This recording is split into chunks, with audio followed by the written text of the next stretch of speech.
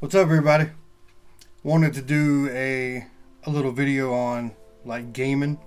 This is mainly going to be for like parents who have gamers, in the family, and they don't really know a whole lot or what's going on behind the scenes, because in any given day you don't know, your kid could have played with over 100 people, and during that time he could have met some players who we consider toxic, and maybe put him in a bad mood, and then the parents don't understand, why is my child acting out like this? Well, why is he so angry?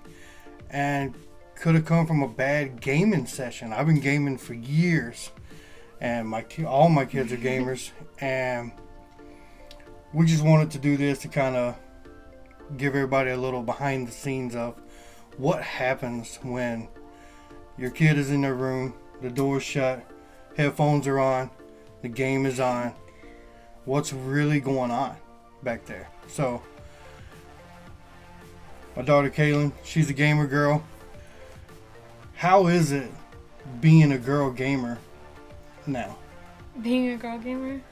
Well, it really, from my experience playing Rocket League, playing a lot of games just in general, a lot of the times you have some of those times to where some people are weird, like they'll try and ask you to do this, or like really like grooming a child, kind of things like that. There's some really bad people, and you can't just like during the game, like it'll happen in chat.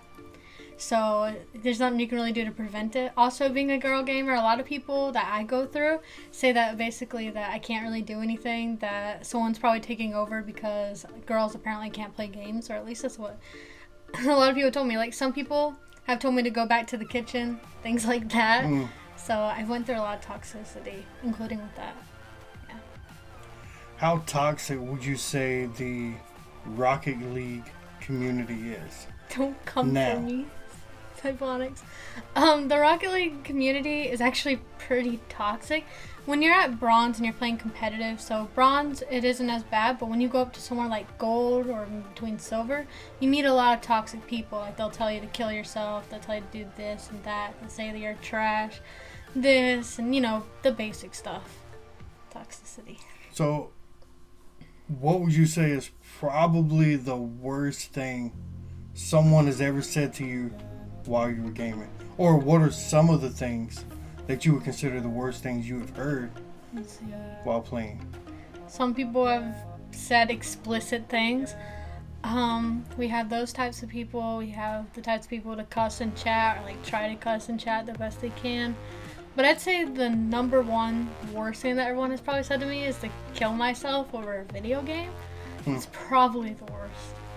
Yeah, definitely.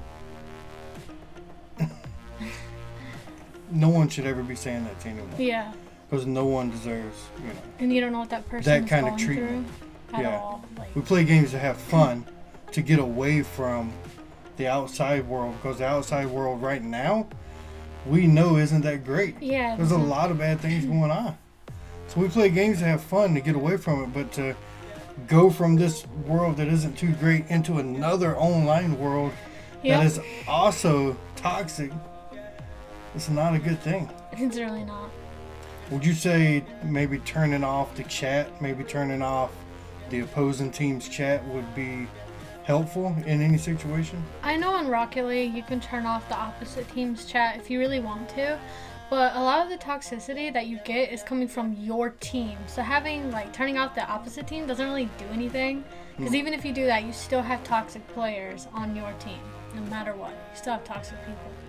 Right. And it's more like toxic in your own team, because if you miss a goal, like you make a mistake, immediately they go after you. Wow.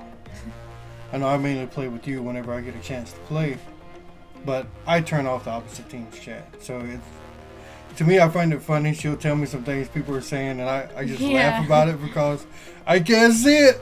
I don't care. But yeah, it's just want to let parents know, if your child is acting some kind of way, you don't know what could be going on. And if they've met someone that maybe told them to do something bad or harm themselves, you just need to know that the online world, while it can be fun, it can also be very damaging at the same time. You know, talk to your kids all the time.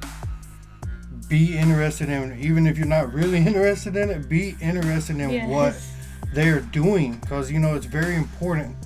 Talk to them about stuff. Hey, what did you have going on?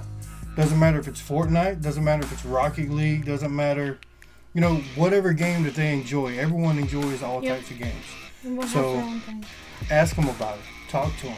I think how was it playing it, you know? I think I have like one more thing to add on to that.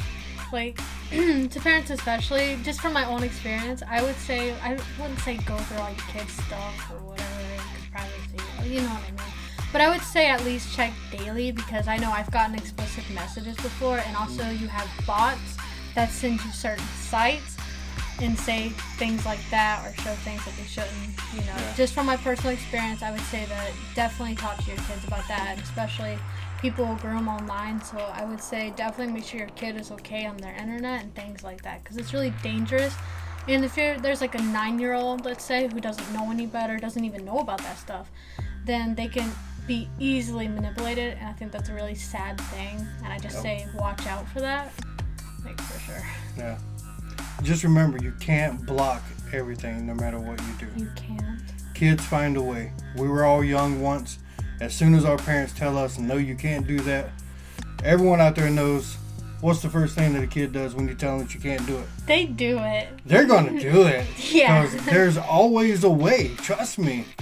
You know, we watch a lot of, like, some parents will say, well, that's a vulgar video.